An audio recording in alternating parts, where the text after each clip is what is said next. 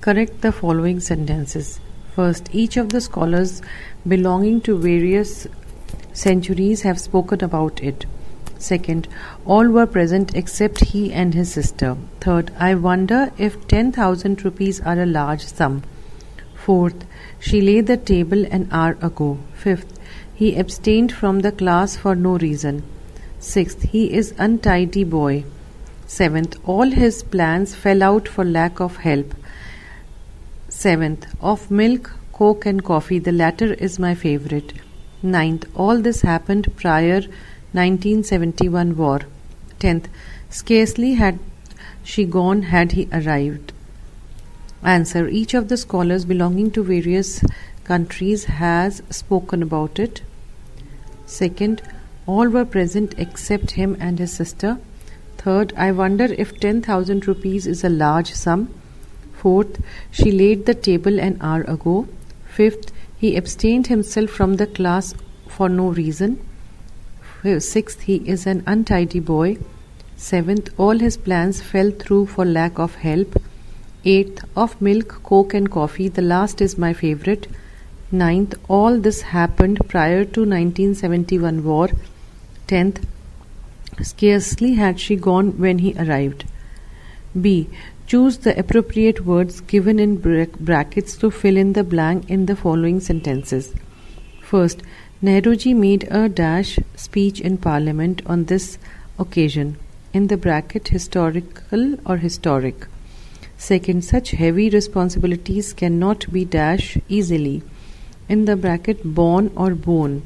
The doctor visits him on dash days. In the bracket, alternative or alternate. Fourth, I do not know why he is dash towards me.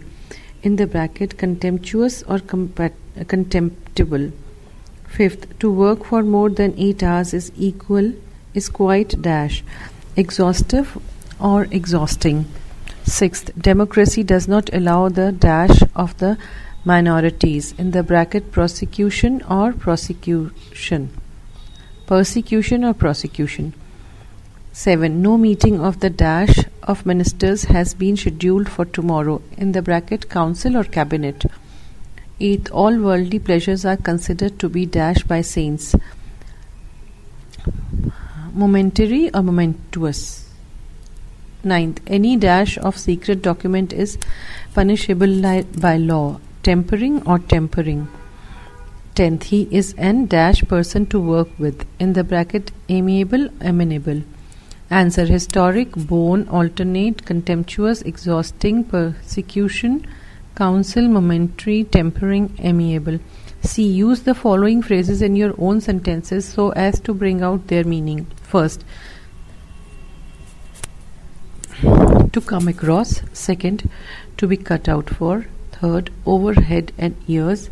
Fourth, to see eye to eye. Fifth, to draw the line. Answer. First, I came across an old friend of mine in the meeting. Second, he is cut out for this job. Third, he is over head and ears in debt. Fourth, I do not see eye to eye with him on this point. 5. In making fun of others, you should draw the line somewhere. Page number 919. Now, West Bengal Civil Service Examination 204. First, write an essay on one of the following. A. Our sweetest songs are those that tell of saddest thoughts. B. Nature's benevolence is fast dying up because of human avarice. Third, bestsellers and classics. D. Should value education be made compulsory in school and college curriculum? E. The plastic menace and its combat strategies. Second, write a précis of the following passage. A barrer pest, commonly known as the Pakistan bug, has badly hit trees in western Rajasthan, resulting in large-scale mortality of khejuri trees, one of the most precious trees of West Rajasthan. The bug entered West Rajasthan from Pakistan in 1999 and spread in Nagpur, Jodhpur, Jaisalmer, Burma districts, killing a large number of khejuri trees. As the Kargil war at its peak then, forest official named it the Pakistan bug.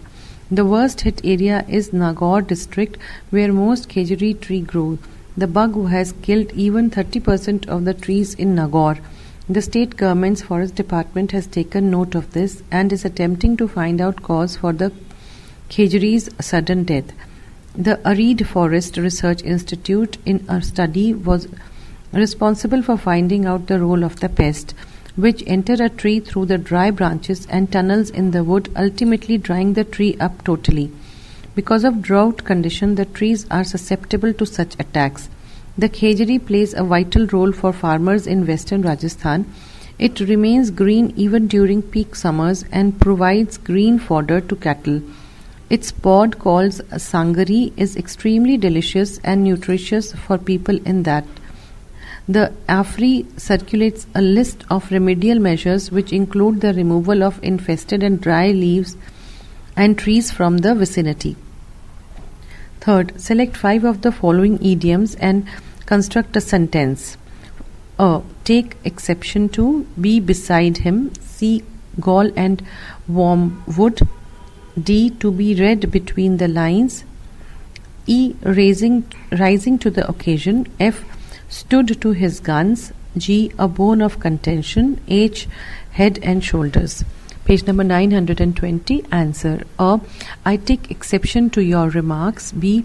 He was beside himself with excitement. C. She had to discuss the gall and wormwood of the bitter relations she had with him. D. If you read his letter between the lines, you will find that he has no faith in my honesty. E. He rose to the occasion and faced the situation boldly. F. He stood to his guns against all opposition. G. What is the bone of contention between the two parties? H. He is head and shoulder over everybody in the class in intelligence. Fourth, rewrite 5 of the following sentences after inserting appropriate prepositions. The film was fortunate securing the Raja's patronage. B. What hindered you visited the museum. C. He lacks the power imparting, although he is a good scholar in history. D. His mastery dispensed his services. E. The old man is afflicted gout. F. She was greatly affected the loss of her only child. G. Let us talk something else. H. Most of the roads in that district are not suitable motor car. Answers: in, from, in, with, at, of, for. Page number 921. UPSC Civil Service Examination 2004. Write an essay with 300 words. A. Indian budget is a gamble on the monsoons. B. Necessity of water harvesting in India. C. Social harmony versus communal frenzy. D. Criminalization of politics. E. All that glitters is not gold. Second, read the following passages. Answer in your own words the question that follows at the end. The flowering of Indian civilization constitute one of the most glorious chapters in the history of mankind, a culture remarkable for its moral no less than for its material creativity, which has endured for 3 millennia and more, is necessarily a subject of great fascination. Yet over and above its longevity, Indian civilization is also characterized by some other features which deserve to be highlighted in any review of its past. The ability of this civilization to absorb alien cultures without losing its distinctive identity has intrigued scholars over the centuries, and this capacity for creative absorption is so as much in evidence today when India is undergoing a seminal transformation into a modern industrial community as it was in the centuries past, when alien communities with novel ways of life migrated into the subcontinent to be drawn into the living matrix of Indian society. The continuity of Indian civilization rests very substantially upon social institutions and upon the disseminations of a common corpus of religious values among different classes and communities in the subcontinent. This civilization was also geared to a cycle of agricultural activity which substantially determined the total ordering of society. Hence, the fact that the great epicenter of Indian civilization were located in the plains of Ganga and those of Mahanadi, Godavari, Krishna, Kaveri in the south. Over the centuries, the people living in this region which were designed to produce the agricultural wealth which sustained life. Indeed, the structure of rural society with the central place occupied by the cultivating classes which were linked by tie of patronage and numerous artisans and menial groups. The striking feature of this social organization was the premium which it put on self-sufficiency and survival within the framework of an agrarian civilization. What is the most distinctive feature of Indian civilization? B. Which section of society occupied a central place in Indian civilization? D. On what did the Indian social organization lay emphasis? E. What does the phrase conjured into existence mean? Third, make a précis in 220 to 240 words. There is some similarity between Italy and India. Both are ancient countries with long traditions of cultural behind them. Though Italy is a newcomer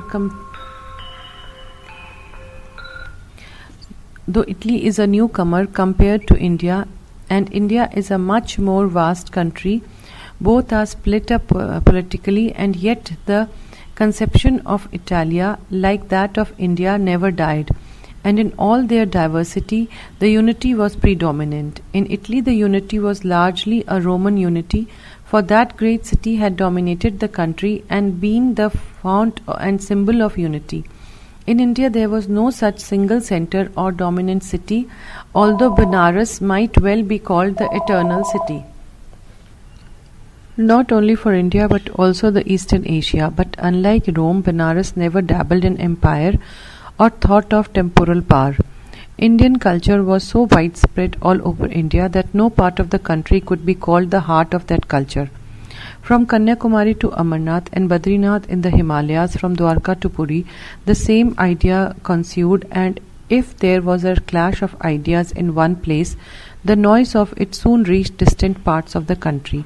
Just as Italy gave the gift of culture and religion to Western Europe, India did so to Eastern Asia, though China was as old and venerable as India, and even when Italy was lying prostrate politically, her life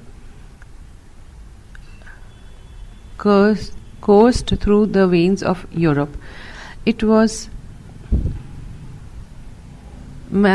was called geographical expression, and many a would-be Metternich had used that phrase for India, and strangely enough there is a similarity even in their geographical position in the two continents.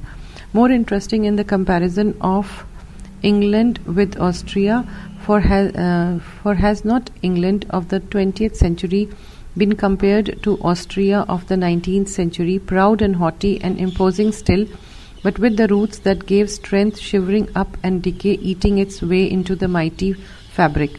It is curious how one cannot resist the tendency to give an such is the force of habit and early association. Fourth, fill in the blank using appropriate forms of the words given below. Burn, near, harm, perfect, invite, create, join, administer, spendthrift, skill. First, I did not accept the dash because I was angry. Second, an honest man is the noblest dash of God. Third, his father prevented him from dash a dance school. Fourth, a judge should dash equal justice to all. Fifth, he looks gentle enough but he can be dash at times. Sixth, he has dash his case to his satisfaction. Seventh, his opponent is too dash to cope with. Eighth, despite suggestions to the contrary, he continues to be a dash. Ninth, the dash sun made the traveller thirsty. 10th, Bombay is the seaport dash to Europe. Page number 923. Answer. Invitation, creation, joining, administer, harmful, perfect, skillful, spendthrift, burning, nearer. B. Use each of the following words in two separate sentences, first as a noun and then as a verb. First, present. Second, move. Third, issue. Fourth, pain. Fifth, crowd. Answer. Present noun. She brought a good present for me. Present verb. I presented a wristwatch to him. Third, move noun. Our forces are on the move. Move verb. Lorries were engaged to move the luggage. Third, issue noun. They had no issue. Issue verb. Huge smoke issued from the chimney. Fourth, pain noun. Do you feel a pain in the neck? Pain verb. His behavior pained me. Fourth, crowd noun. A large crowd assembled at the gate. Crowd verb. People crowded on the roadside to see the leader. C. Rewrite the following sentences as directed within brackets. First, he had to sign or to be executed. Turn into a complex sentence. Second, give the order. Use the passive form. Third, I was doubtful whether it was you. Turn into a negative sentence. Fourth, he has disgraced his family. Use the noun form of disgraced. Fifth, he was so tired that he could not stand. Turn into a simple sentence replacing so by TOO2. Answer 1. If he had not signed, he would have been executed. Second, let the order be given. Third, I was not sure whether it was you. Fourth, he has brought disgrace to his family. Fifth, he was too tired to stand. Fifth, correct the following sentences.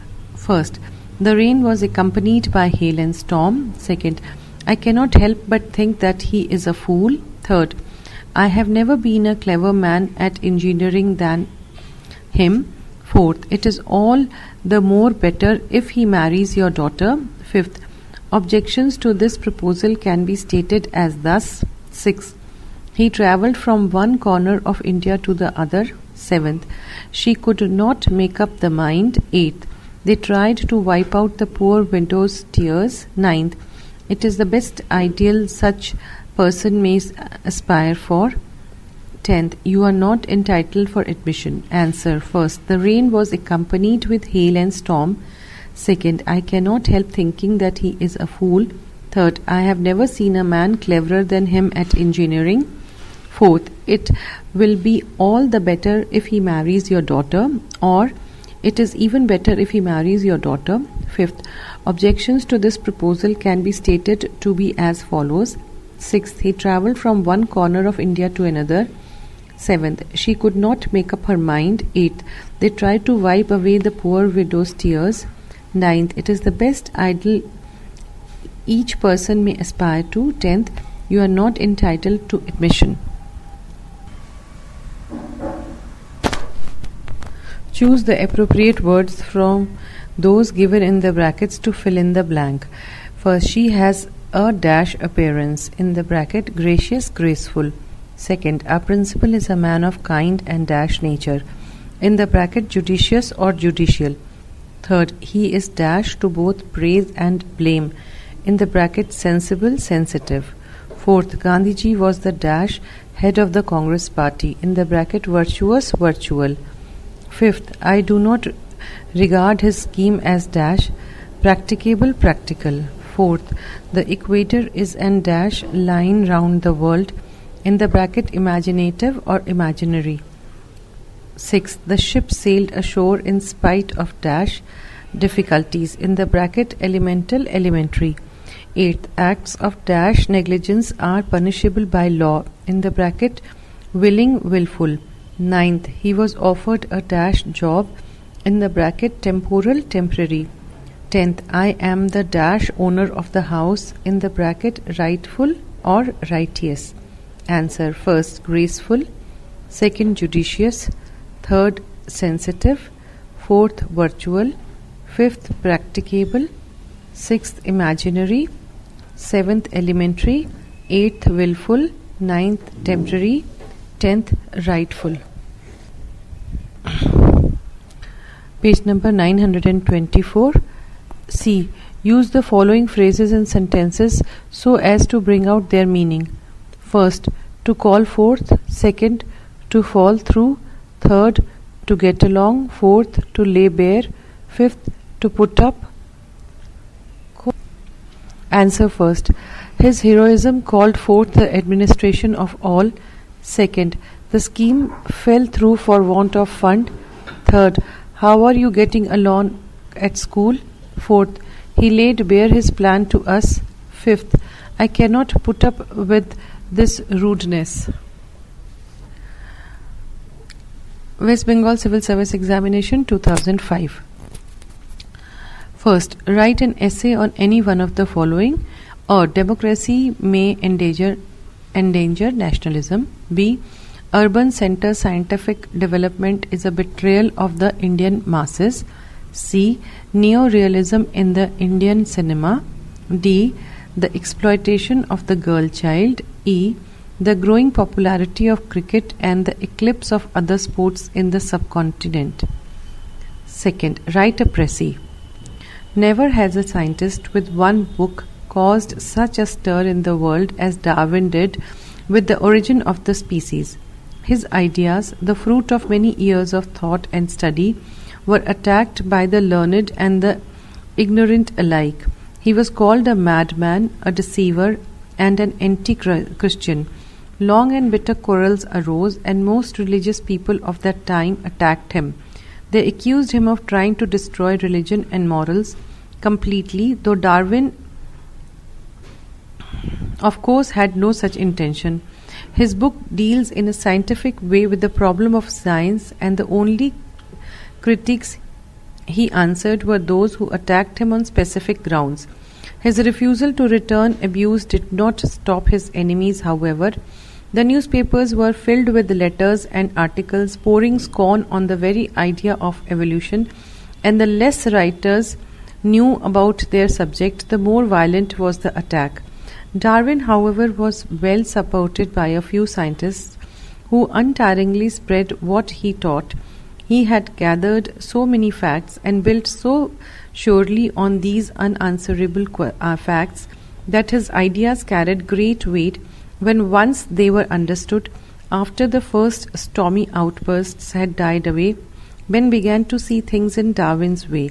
Slowly and quietly, Darwin's teachings conquered.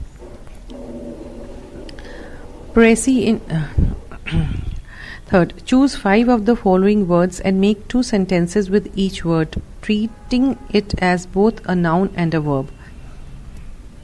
Fight, hand, time, cover, love, meet, jump, gain. Answer: fight. Noun. There was a big fight between the 2 groups of people. Fight. Verb. The Indian soldier fought a hard battle at Kargil. Hand. Noun. He has injured his right hand. Hand. Verb. He handed the book to the man at his side. Time. Noun. Do not waste time. Time. Verb. He timed his journey so that he could arrive before dark. Cover. Noun. She placed a cover on the food items. Cover. Verb. She covered the food items carefully. Page number 925. Love. Noun. She brought up the child with love and care. Love. Verb. I would love to go there. Meet. Noun. People gathered large at the athletic meet. Meet. Verb. We meet regularly at the park. Jump. Noun. There was a big jump in car prices. Jump. Verb. The boy jumped into the tank. Gain. Noun. He is interested only in personal gain. Gain. Verb. You must stick to the job to gain experience. Fourth, choose 5 of the following idiomatic usages and make 2 sentences for each pair to bring out distinction in meaning between the units of each pair. You may alter the tense if you desire. A. Bring about, bring forward. B. Carry out, carry on. C. Break down, break off. D. Come out, come up. E. Done for, done up. F. Fall back, fall in. G. Get off, get on. H. Go by, go into. Answer A. Bring about. His ruin was brought about by his own folly. Bring forward. The ceremony has been brought forward from June 15th to June 10th. B. Carry out. I shall carry out your orders. Carry on. I shall carry on the work in your absence. C. Break down. His health broke down through overwork. Break off. He broke off in the middle of his speech. D. Come out. The secret came out at last. Come up. The question hasn't come up yet. E. Done for. I am done for your coat. Done up. I am quite done up with journey. F. Fall back. The enemy fell back under the charge. Fall in. The roof fell in. G. Get off. He got off the car. Get on. He is getting on well in his new assignments. H. Go by. I shall go by what my teacher says. Go into. You must go into the details before making any comment. Page number 926, UPSC Civil Service 2005. First, write an essay in about 300 words on any one of the following. A. Environment and conservation. B. Role of woman in social transformation. C. Nuclear energy in war and peace. D. India's foreign policy and world power. E. Television and its impact on youth. This is 100 marks. Second, read the passage and answer the questions. It is wrong to believe that science has totally eclipsed literature with its inspiring zeal. That literature plays a subordinate role to science is equally untrue. Nevertheless, it is undeniable that science has comparatively a wider range for its impact on the physical world than literature, but that does not mean that literature has been incomparable in the realm of science to the extent that it loses its distinct individuality. The reality is that both coexist without one overshadowing the other. Those who think that science has pushed literature into shade, reducing it to a non-entity, seems to be simply imaginative and illogical in the comparison of their respective merit. It is no doubt unquestionable that products of science are of greater material value than those which make an emotional appeal. That is, a bridge is of greater use to the public than a poem. But thereby one should not ignore the importance of a poem which will continue to appeal to human mind for time to time. It is indisputable that a scientific theory like the one propounded by Einstein is not without its philosophical import as it lays its impress on the future growth of literature. But to be effective in this respect, science should unfold its principle by appealing to human emotions and not through crude and concrete material fact. Literature feeds the emotions and imaginative hunger of man. In this perspective, science would not oust literature but enrich it by its impact on human life. Science can provide amenities of life for human comfort but fails to lend or impart spiritual pleasure. Delight that literature instills in man far transcends the comforts which science provides. A. What is the basic contribution of science to humankind? B. What aspect of human life is fulfilled by works of literature? C. How have Darwin and Einstein's theory proved conducive to the growth of literature? D. How is science friendly and not hostile to the growth of literature? E. Briefly enumerate the key ideas in the passage.